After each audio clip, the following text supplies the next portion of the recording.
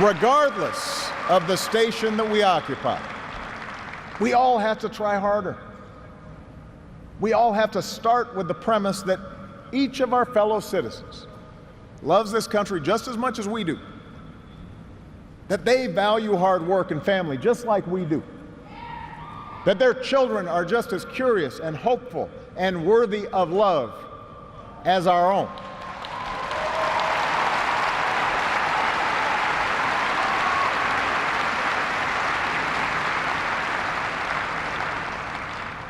And that's not easy to do. For too many of us, it's become safer to retreat into our own bubbles, whether in our neighborhoods or on college campuses or places of worship, or especially our social media feeds. Surrounded by people who look like us and share the same political outlook and never challenge our assumptions.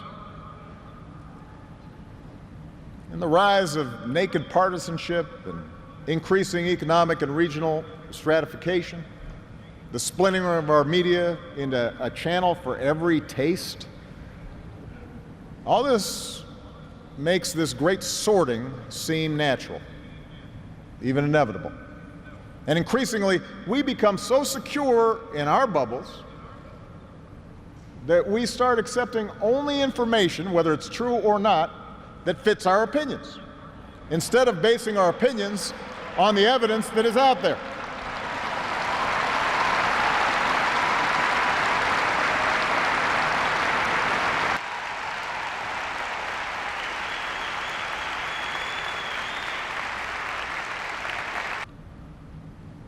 Look, politics is a battle of ideas. That's how our democracy was designed. In the course of a healthy debate, we prioritize different goals and the different means of reaching them. But without some common baseline of facts, without a willingness to admit new information and concede that your opponent might be making a fair point and that science and reason matter, then we're going to keep talking past each other. And will make common ground and compromise impossible.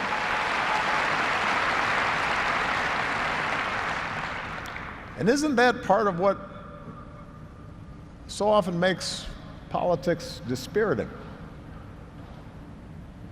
How can elected officials rage about deficits when we propose to spend money on preschool for kids, but not when we're cutting taxes for corporations? How do we excuse ethical lapses in our own party, but pounce when the other party does the same thing?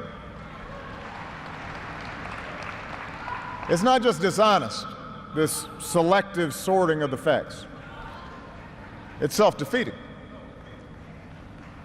Because, as my mom used to tell me, reality has a way of catching up with you.